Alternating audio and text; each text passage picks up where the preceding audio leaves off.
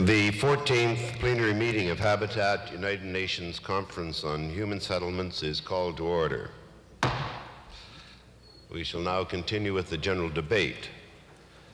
The first speaker this afternoon is the head of the delegation of Costa Rica, His Excellency Mr. Eliado Jara, who I now invite to the rostrum.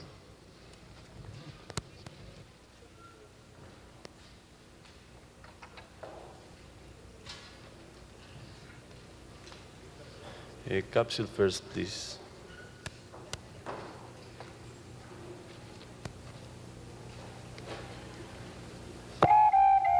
América, Costa Rica, 50. Costa Rica, it has 51,000 square miles, 2 million inhabitants. Costa Rica, 1975. Costa Rica is a small agricultural country. The export of bananas, coffee, and cattle is our main source of income. The import of industrialized goods places us in a situation of economic dependence. It is necessary to import the most elementary working tools and a large number of useless goods which are typical of the consumer society. Furthermore, many farmers live and work in conditions of backwardness because of the gradual monopolization of the best lands by a privileged minority and transnational companies. Farmers who have emigrated to the cities to find work constitute belts of poverty, and this is underdevelopment. In an effort to overcome this underdevelopment, we are now organizing rural workers and the popular majorities. The National Organization for Community Development is promoting community development, and free community associations are formed. They have a legal personality and have economic resources from 25% of income tax and a guaranteed loan from the People's Bank. A center for child nutrition, a house of culture, are proofs of the achievements of the community associations, not only to solve basic problems, but also to promote culture, folklore, and above all, an awareness of the power of a people's organization. Thus, in our small country, a change is taking place.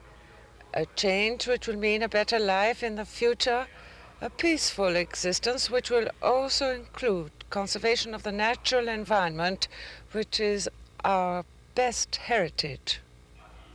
Here, Costa Rica, 1,995.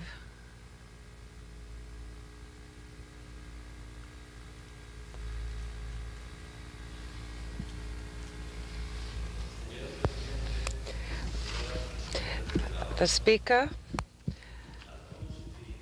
the head of the delegation of Costa Rica, His Excellency Mr. Eliado Jara.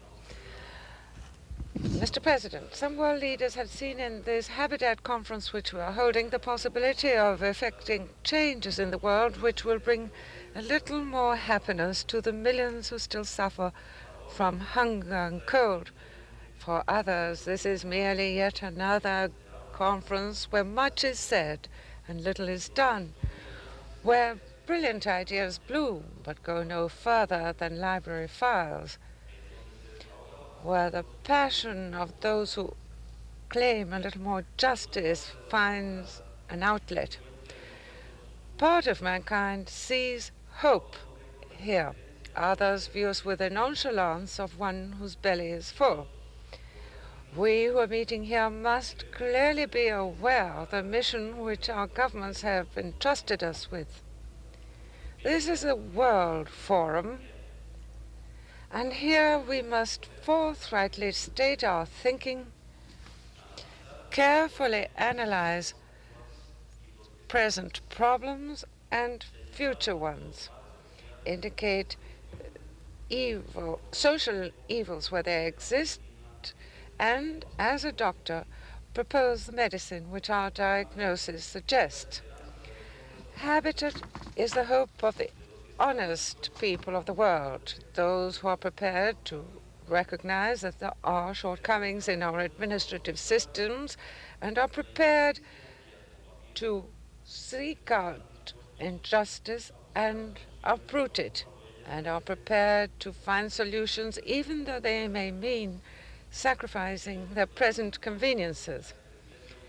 It is the conference of those who are prepared to hold out a hand to those who had no heritage, no school, no home. Habitat is a question, and we must give the reply. Habitat does not end in Vancouver, it begins in Vancouver. Let us therefore begin. Let us begin with the two major defects, which are political, economic, administrative, and social. These are in respect of two fundamental objects, the use of the land and the price of labor. The land was created by God to sustain man. It is a noble element. Biblically speaking, land belongs to no one but to all mankind. But man, in his keenness to administer and acquire power over others, took it over, made it individual, and exploited it irrationally, thinking more in man's self-benefit than in the collective good, and thus the land became to be the good of a few to the detriment of the many.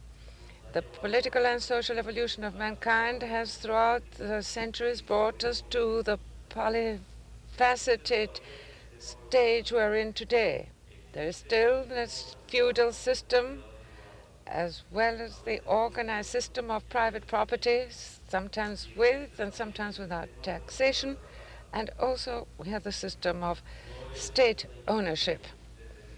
It is not our intention here to defend any one of them specifically, but we do wish to make it clear that the land must first of all serve the society rather than an individual, and this can be achieved with either collective or private property, but with the taxation and restrictions required for the benefit of the majority.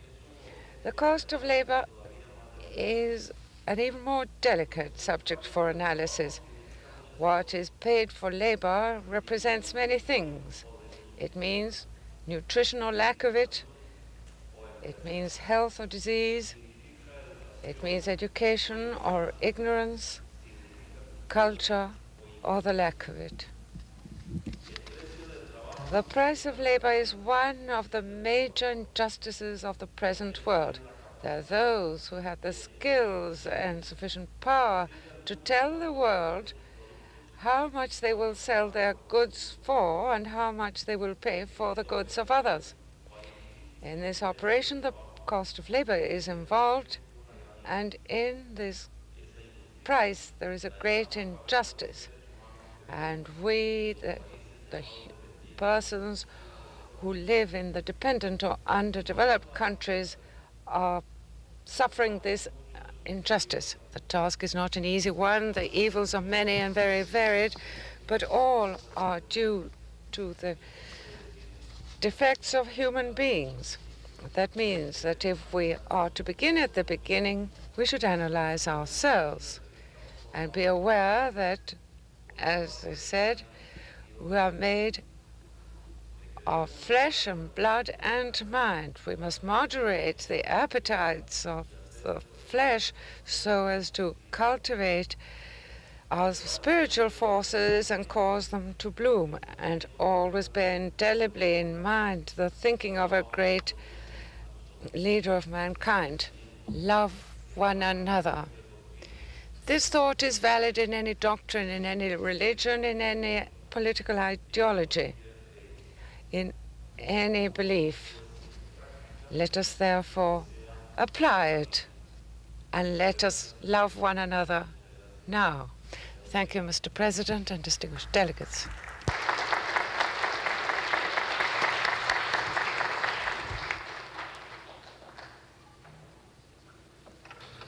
I thank the head of the delegation of Costa Rica. The next speaker is the Minister of Housing and Building of Peru, His Excellency Mr. Isaias Paredes, to whom I now give the floor.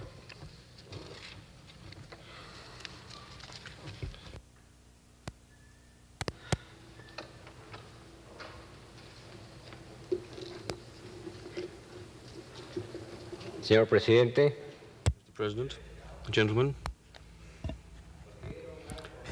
I deem it a great honor to come to this rostrum of the United Nations as representative of the revolutionary government of the armed forces of Peru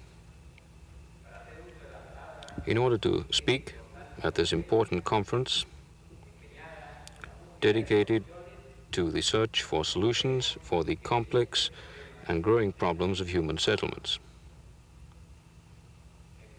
Firstly, I would like to convey to you a message from the President of the Republic of Peru, General Don Francisco Morales Bermudez. Capsule, please.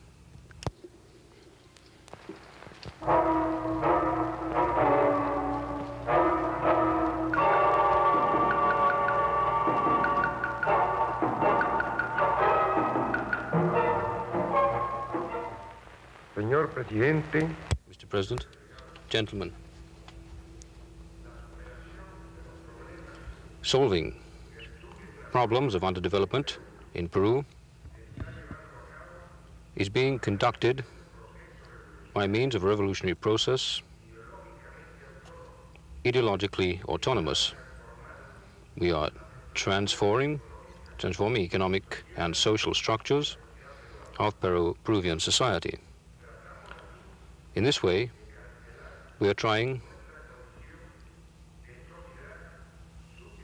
to undo our status as an underdeveloped and dependent society and to trying to construct social democracy in which all Peruvians will have a chance to take a full part in the exercise of social power within a national community truly sovereign. Doctrinally speaking, this process is based on revolutionary humanism and is promoting a new concept of economic and social development within which man is an end and never a means. Within this context, the revolutionary government of the armed forces of Peru, ever since 1968, have been undertaking a series of reforms, including fundamentally agrarian reform, which would transfer land ownership to the organized peasantry, a reform of industrial business, which provides for participation of the workers in the management and the profits of the enterprise, a reform in education designed to promote work and communal participation. Similarly, the state has recovered control over its natural resources, and gradually we are promoting participation on the part of the organized population in decision-making.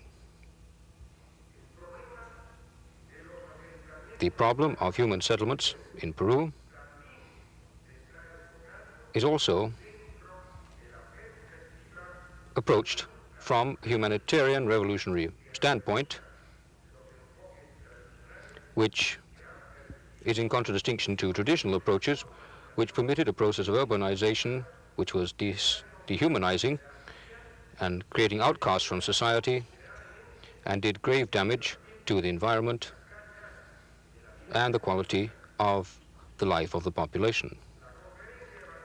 The Vancouver Conference on Habitat will make it possible for the international community to exchange ideas and approaches and experience with regard to the process of urbanization at the world level.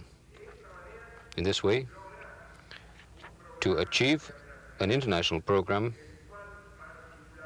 in which particularly assistance would be given to the governments of developing countries which are striving to put into practice measures which will lend a veritably human dimension to the process of urbanization and whose final goal is nothing but that of improving the quality of the life of the people. I would like to take this opportunity to greet, on behalf of the government of Peru and its people, all the countries taking part, and I wish every success to this most important conference.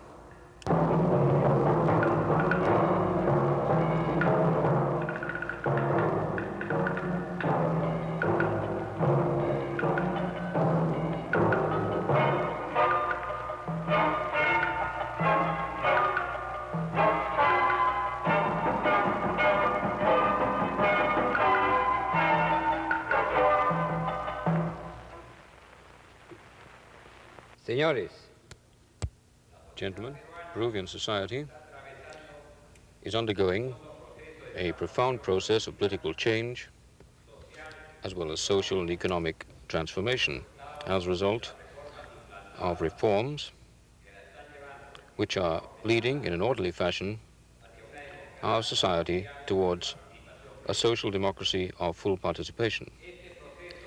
This revolutionary process, which is nationalist, independent, and humanist, was begun by the armed forces in October 1968 in order to put an end to the prevailing situation of injustice in which the vast majority were excluded from the mainstream of society and exploited by ruling oligarchies which maintained a fragmented society which lacked national unity.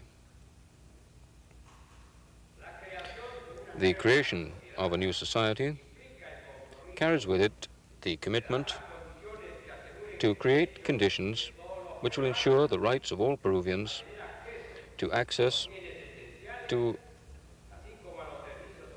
essentials as well as to social and cultural services which will guarantee them a standard of living compatible with their human dignity.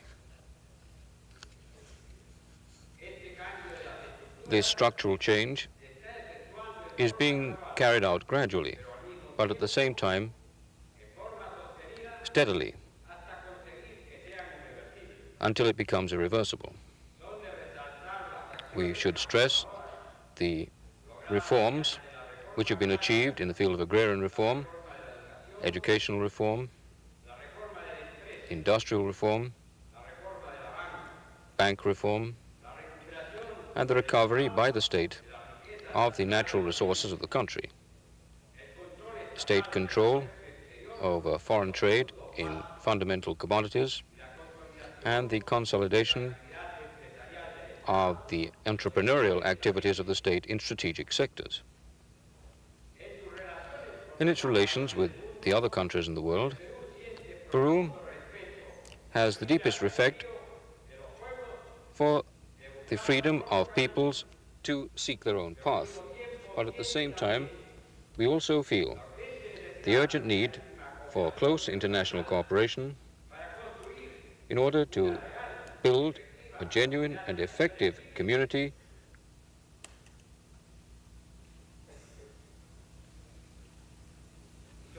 of free and sovereign nations in which all human beings will be able to achieve and maintain a proper standard of living. In Peru, the urban-rural structure presents a picture of imbalance, because it's only in the metropolitan area of the capital, which has about a third of the population of the country alone, and a high rate of population growth, which amounts to 6% a year.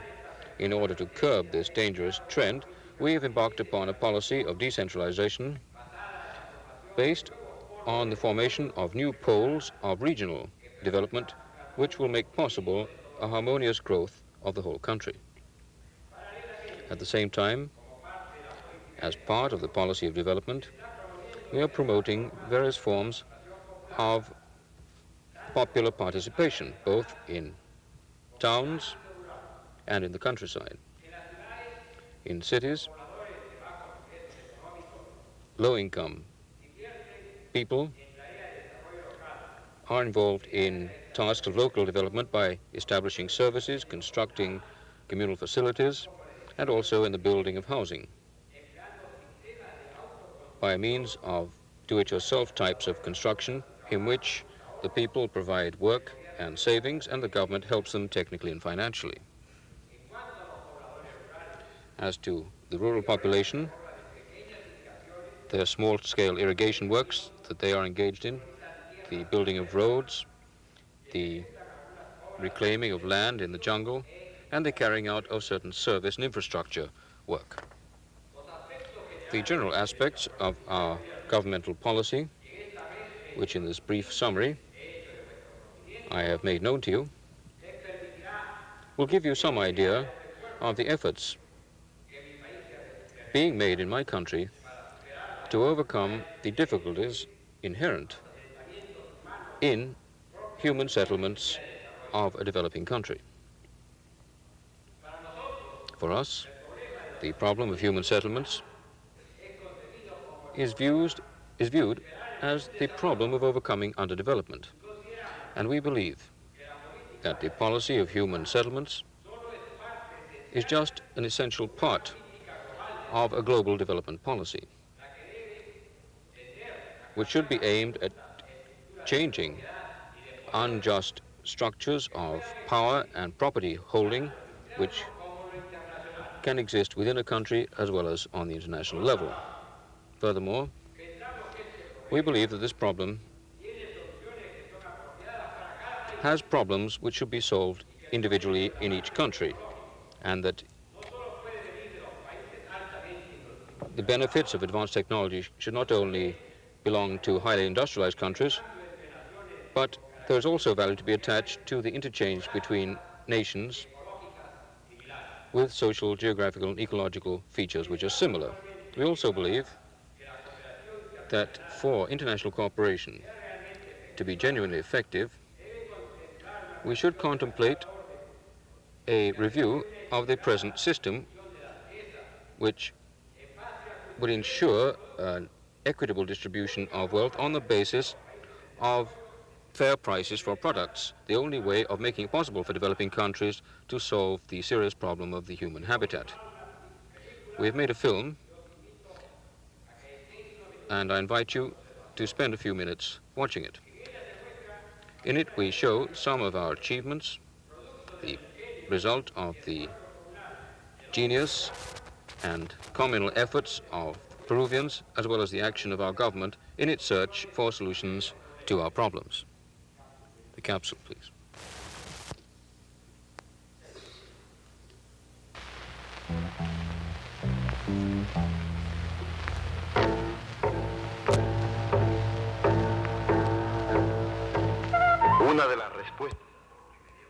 One of the short-term, medium-term answers is the development of techniques is to deal with construction from the standpoint of urbanism. The experimental project undertaken in Peru with the cooperation of the United Nations constitutes the best experiment in the world along these lines. There have been 26 projects, 13 Peruvian and 13 with the international assistance. These houses constitute an experiment in economic housing. There's monthly amortization, and they can be owned in a short period of time. A vast sector of the city is occupied by multi-family housing. a plan for 30 years.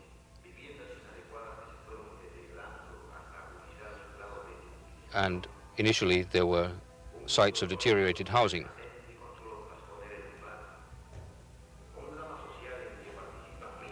A social tragedy in which thousands of inhabitants lived, a situation like this could not lead a government indifferent whose first article of faith is humanism. Hence, measures are being taken within objective limitations to provide an immediate solution. For this purpose, an urban remodeling plan was undertaken. Buildings were wholly refurbished and decent apartments were provided. And families have found a new incentive for living here. The plan is trying actively, gradually, to eradicate slums. Villa El Salvador is an experiment in the field of human settlements. It's 10 by 3 kilometers, and an attempt is being made to make this an original solution to the problem.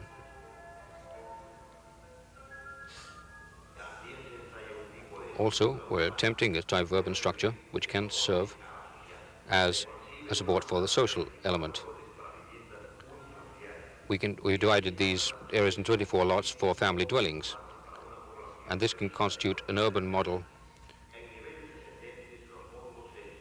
These modules are constructed as residential areas by sector and district,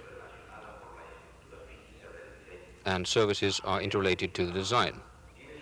Each of these manzanas has representatives to deal with problems of education, salud, health, production, services, and marketing.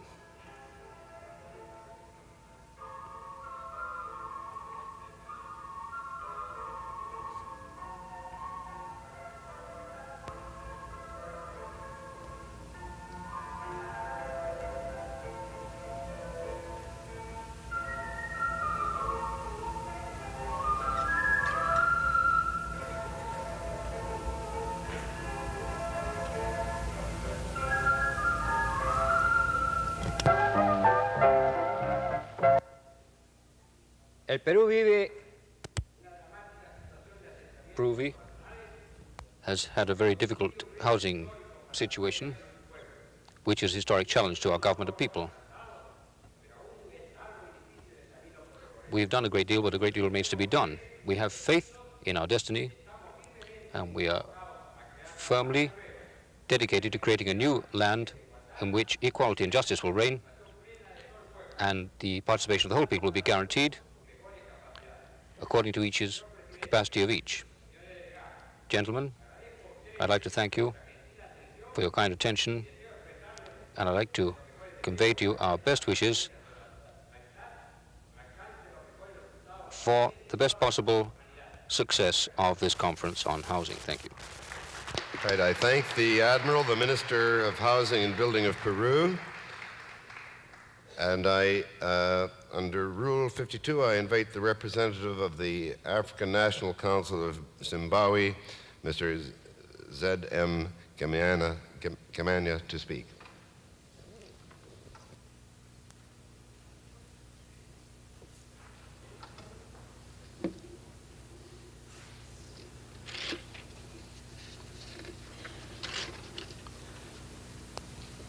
Mr. President, Your Excellencies, ladies and gentlemen, I wish on behalf of our President, Bishop Abel Mzorewa, to thank you for having invited the African National Council of Zimbabwe to attend this very important conference dealing with human settlement in this world. Mr. President, I also wish to associate the African National Council of Zimbabwe with the good words that have been said regarding your election, and we too are hopeful that under your direction this movement will see its resolutions effectively implemented. We must also thank the people of Canada for their generosity and everything good that they have shown us so far. Mr. President, without waste of time, I wish to inform this august body that the African National Council of Zimbabwe is not a government, it's a liberation movement. But being a government does not mean that we do not have habitation problems. The African National Council does have habitation problems. As you may well be aware, Mr. President, the African National Council is today fighting in Zimbabwe against minority racist oppression. And the effects of this fighting is that we now have a habitation problem. We now have a people inside Zimbabwe who are being forcibly moved from their traditional homes to fences built inside barbed wires. Tinned structures have been constructed for them. One round hut houses the father, the mother, the children, the brothers, and the uncles. Living conditions in these so-called protected villages, which we know of certain to be concentration camps, are poor, to say the least. That is the first category, Mr. President. We have another problem, and that is the problem of those of our people who have moved from the country because of racial oppression and other political so-called crimes. These human beings, Mr. President, have run away from their own country to neighboring states. Now, in these neighboring states, they are visitors. They don't have all the necessary basic elements of life. This is a problem of settlement. It is not the problem, basically, of the host governments. It is a problem of the African National Council of Zimbabwe. And this is why, Mr. President, I say the African National Council, although not a government, we have a habitation or settlement problem. We are responsible for these people. It is our responsibility to see that these people have water, they have shelter, they have clothing, they are medically looked after, and that at least they are able to survive outside their own land of birth. Mr. Chairman, I'm talking about problems that have been brought about by a political situation in our country. We have in Zimbabwe a racial minority government of 2.5 million, which rules today and holds 6.5 million people at gunpoint. And by using the gun, this minority racist government has been able to oppress the owners of that land who are in the majority. And it is because of this political situation, Mr. President, that we as a liberation movement are carrying this enormous task of having to look after thousands and thousands of people, both inside the country and outside our own country. This, therefore, this habitation problem, therefore, Mr. President, to us, cannot be solved either by a good resolution or by talking. It's not that much of an economic problem. To us, it's basically a political problem.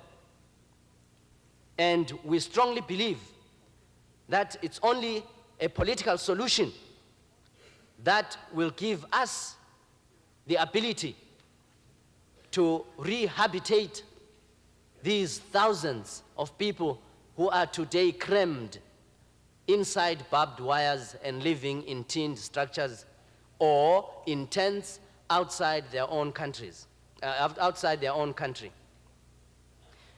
It is for this reason, Mr. President, that we are fighting in order to bring about a political solution to this problem. It is a human problem. It is a problem that the African National Council on its own cannot solve without help from international organizations and well-wishers. And it is also for this reason that we wish to appeal to those people who have human feeling to discuss with us in the course of this conference ways and means of alleviating the problem that I've just described. But as I've said, this problem can only be solved in the manner that I've described. And that is through armed struggle, as we are doing, in order to accomplish a political goal. Mr. President, we are not saying that the armed struggle is the and the all.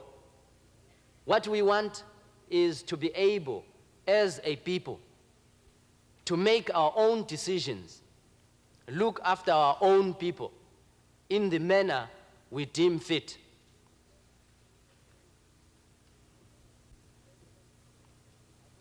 Mr. President, I don't want to take a lot of time of this conference, but my delegation's humble submission is that the liberation movements attending this conference and those who have failed to get to this conference have a real problem, this human problem of habitation.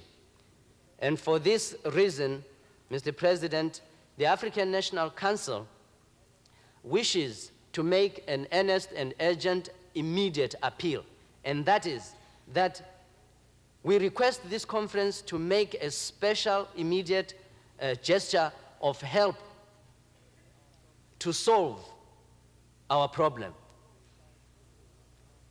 It is our expectation that this conference will not just discuss this problem and just go away home. Most of the delegates at this conference are governments and with physical and financial abilities to take solutions which have been discussed in this conference, using their financial and physical capabilities to solve those problems. But the liberation movements are not governments. We don't have the necessary financial and physical capabilities to solve this immediate problem. And for this reason, Mr. President, I earnestly make this appeal. Thank you.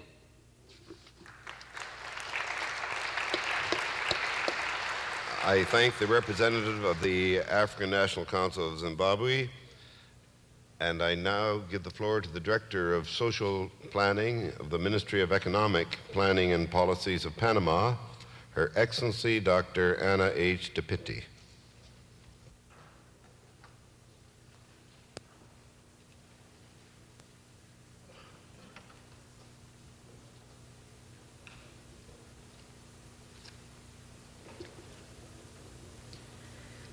Señor Presidente, Mr. President, Mr. Secretary General of Habitat, distinguished delegates, ladies and gentlemen. We express our heartfelt gratitude to those who have contributed to this conference, which has made possible an exchange of experiences toward better understanding among peoples. We consider it to be a genuinely great advantage to be able to speak after having heard a large number of official statements and having listened to other outstanding personalities who are contributing to this wealth of exchange of ideas. This has enabled us to have a better picture of human settlements internationally and in each of the countries which has participated. Furthermore, this enables us to have a better view of the anguish which most of mankind faces as compared to the privileged situation of the wealthy countries, which are actually the minority. We have come to this gathering in the hope that it will not only be a rostrum open to countries to raise their problems and aspirations due to the growing unsatisfied needs of mankind. We have also come with the hope that starting in Vancouver, an era of greater understanding among peoples and human beings throughout the world will result. It is fundamental to be able to develop action which seeks to improve the quality of life in human settlements. Distinguished delegates, I cannot fail to emphasize that I am really amazed at the scanty participation of women in the deliberations of this conference.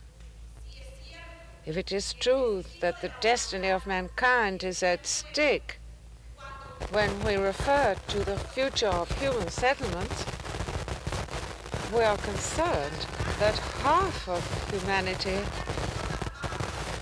is so little represented at this conference, even though only a few months ago we concluded the celebration of the International Women's Year, which was promoted by the United Nations itself and which intended, among other objectives, to encourage greater participation by women nationally as well as internationally. Debemos manifestar. However, we rejoice because among the outstanding persons who have contributed to this event, including the forum, there are personalities of the stature of Barbara Ward, Margaret Mead, and Sister Teresa. As is known to distinguished delegates, the Republic of Panama is one of the smallest nations on the American continent in area and population. And yet, in it, we have the problems and difficulties of the majority of the developing countries. And obviously, there is a certain proportion as to the intensity and complexity of our problems as compared with the sister countries of the same family with larger areas and populations. In Panama, as in many regional imbalances, we can clearly identify areas where people live in conditions of poverty with subsistence economies, with low productivity levels and low employment opportunities. In contrast with these regions, we find others which, because of the natural and geographical conditions which are more favorable, has a population with greater access to consumer goods, greater employment opportunities, and easy access to social services. our system of human settlements can be divided into two kinds. On the one hand, the metropolitan region, where there are services and international trade is carried out. And on the other hand, a series of small urban centers in a basically rural environment which do not meet the requirements for major regional activity and development.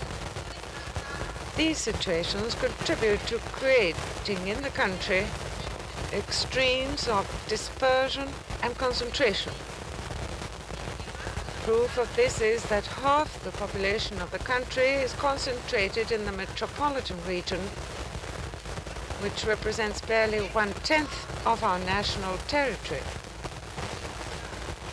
Closely linked with this factor is the aggravating factor that it is through this region that our national territory is cut in two by a belt called the Panama Canal Zone. And this situation is the result of an unfair treaty which was concluded in 1903, the contents of which represents the thinking of the last century. And in particular, it reflects the expansionist and colonialist era of the United States of America.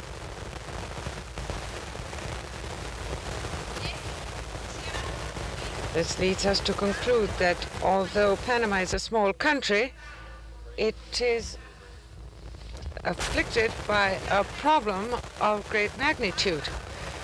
Barbara Ward, in her brilliant statement, who, in our opinion, summarized the philosophy, the spirit, and the hope of this conference, compared the situation in the world today with that in the last century in England. And in this respect, there's not the slightest doubt that the existence of a colonial enclave in our country is even more incongruous in our era, because the territory occupied by the Canal Zone is of vital importance for us, mainly for our principal metropolitan settlement and also for the economic and social development of the entire country.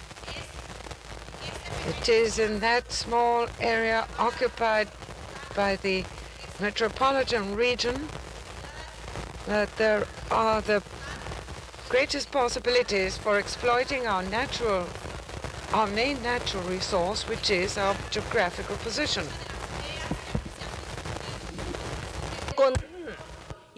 Clearly, many of the ideas discussed here about control and use of the land could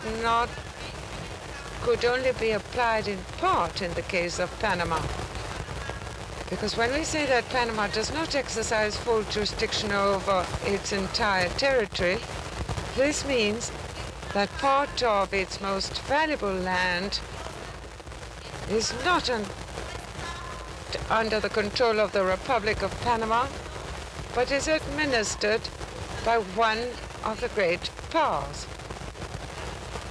The metropolitan region, in which half the Panamanians live, is the main political, administrative, economic, and cultural center, and above all, in it is the main urban center and capital of the country, the city of Panama.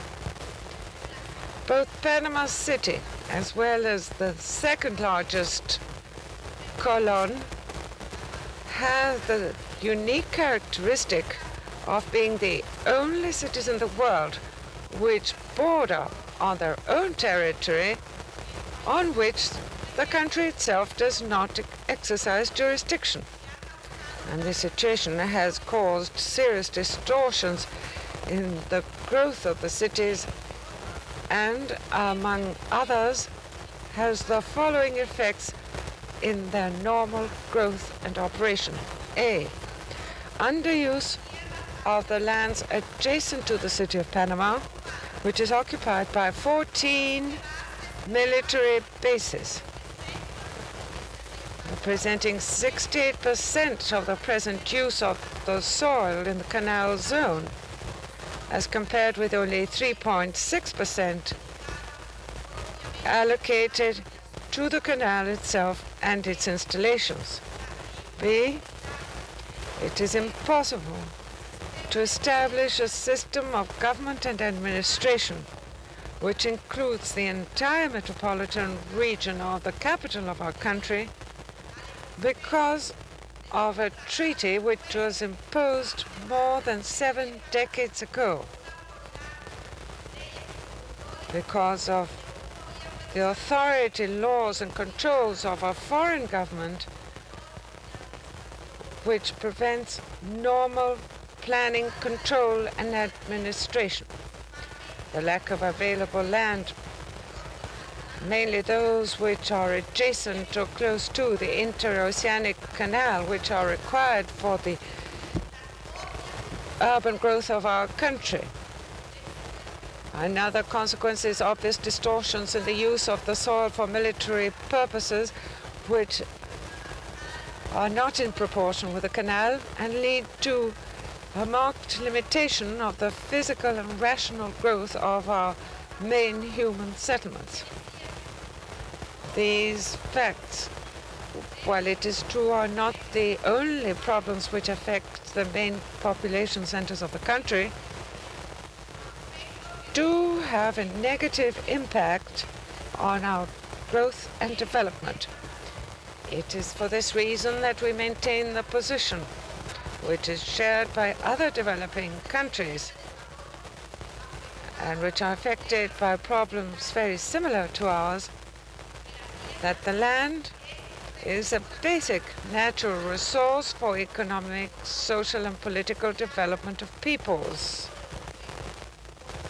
And therefore, governments should retain complete jurisdiction and exercise full sovereignty over the land so as to be able to plan the development of human settlements over the entire national territory with complete freedom.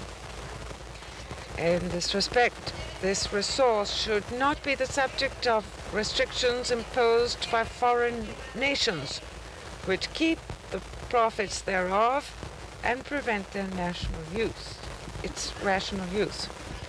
Panama, as a developing country, has been facing and progressively solving the many problems which affect our human settlements, such as unemployment and underemployment, illiteracy, the lack of adequate housing, the scarcity of environmental protection services, and so on.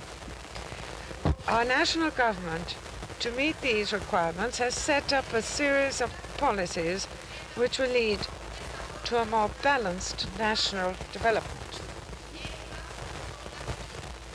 The goals are the following in respect of distribution and participation, economic growth, regional development, public finance, institutional development, and autonomous and independent development. As regards our basic national objective, our recovering part of our territory, the Panama Canal Zone, we are now negotiating a new treaty with the United States of North America, which will establish as soon as possible the final date to put an end to the colonial enclave in our country.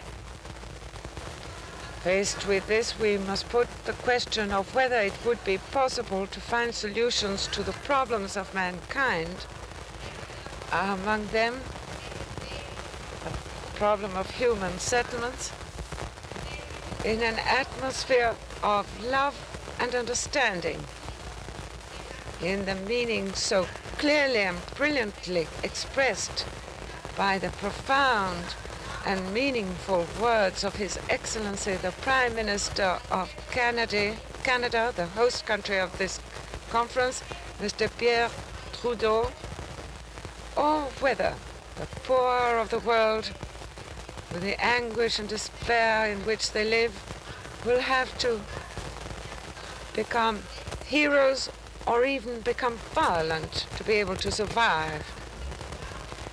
Distinguished delegates, there must be many changes in attitude, both among the developing countries and the developed countries and those which aspire to progress, among the rich as well as the poor, among men as well as among women, so that the world will be able to set in motion effective action which will guarantee survival conditions worthy of human beings.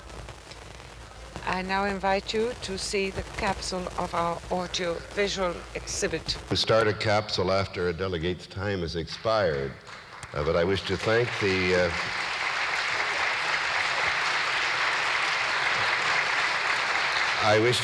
Director of Social Planning of the Ministry of Economic Planning and Policies of Panama, and I would invite delegates to view the capsule in the proper viewing facilities. Regrettably, the time was not available in the delegates' time, and I regret that, but it would be unfair to other delegates who have been able to manage within the times agreed to by the conference. I now give the floor to the representative of the International Planned Parenthood Federation, Dr. E.O. Pratt.